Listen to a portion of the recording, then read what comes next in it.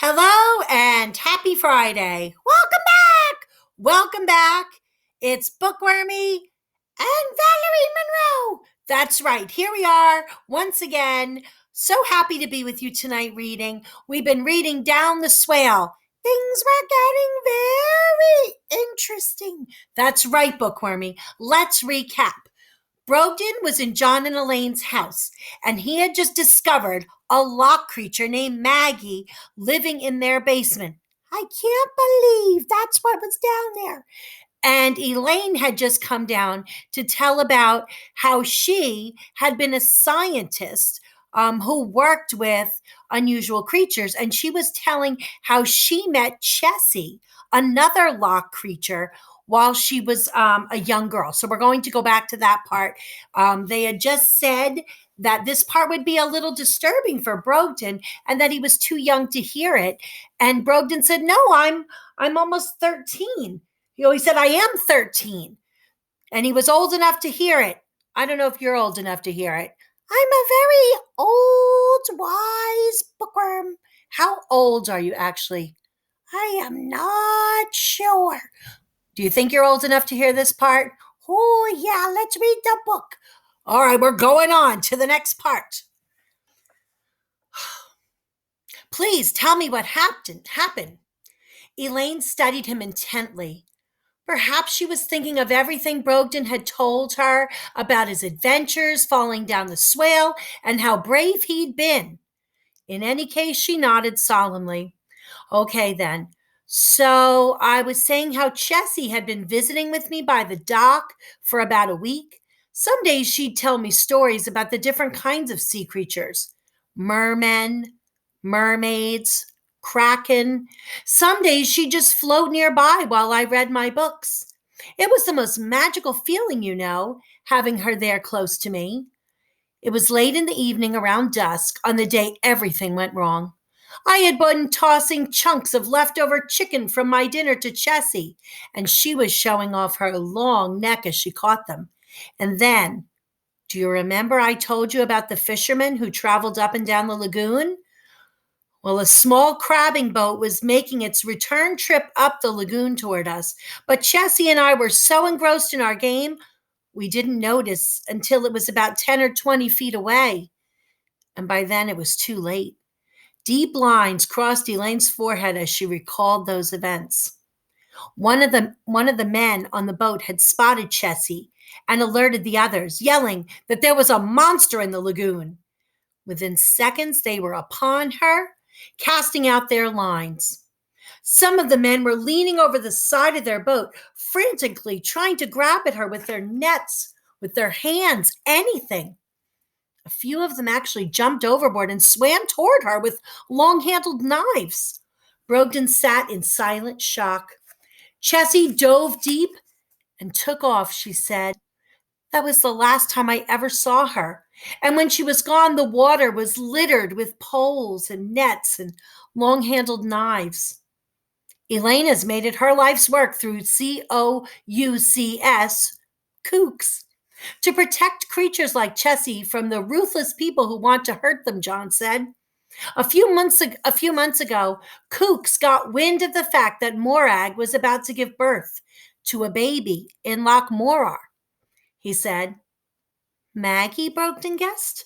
Yes, he said, nodding. Unfortunately, the MHS had found out too. MHS? Brogdon repeated, confused. Morag Hunting Society, John explained. A group of people who spend their days chasing Morag so relentlessly that she barely sees the light of day. They stood ready on the shores of Loch with binoculars, guns, nets, and who knows what else. Why didn't you ask the police for help? Asked Brogdon. He knew about the police. Sometimes he heard their sirens, and Aunt Gladys had explained that they were brave house dwellers who helped keep other house dwellers safe. You could always go to the police for help in an emergency, she told him. We tried, John said. But not all people believe in sea creatures like Chessie and Morag and Maggie, Elaine cut in. When we went to the police, they told us to stop wasting their time with such foolishness and that they had real crimes to deal with. So, To make a long story short, we rescued Maggie ourselves. As soon as she was born, we took her on a long boat ride in a special water compartment, John continued, and then flew her in a plane, Elaine went on. In a special water compartment, John added. And then drove her out here, said Elaine. In a special water truck, John said, and then came the hardest part. Other than separating her from her mother, Elaine pointed out, that was awful for both of them, but Morag understood that it was the only hope for a peaceful life for her baby. Yes, of course, John agreed. Other than that. So we had to unload her from the water truck under cover of darkness. We put a leash around her neck, which she didn't like at all, lowered her into Lake Wahakmo, and sailed to Sunset Island. Maggie swam beside us. Because she had been kept in such a small space for weeks, it was hard to hold on to her. All she wanted to do was dive and dip and twirl.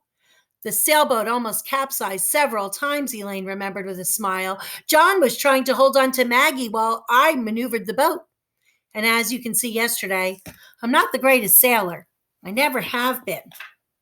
How did Maggie get in here? He asked, gesturing toward the tank. How does the tank work? John rose and motioned for Brogden to look at it more closely.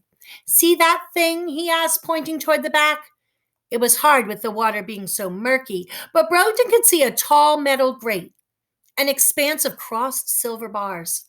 The spaces in the grate allow lake water to pass through, and when you press this button, he pointed to a black button on the wall next to the tank. The grate lifts up so that Maggie can swim freely in Lake Wahakmo. She needs the exercise, and she loves being free for a while. Of course, we didn't let her do this right away. We wanted to make sure she'd return to us first. Lake Wahakmo is a safe lake, and Maggie can grow up here without the fear of being hunted, Elaine finished, mostly because no one knows she's here. Brogden didn't want to upset them, but he felt it was the responsible thing to let them know what Elaine had just said wasn't entirely true. He told them about the frogs and the fish talk and Amy's conversation with Varric. He speculated that although house dwellers didn't know Maggie was in Lake Wahakmo, she had definitely been seen, probably when she was outside the tank.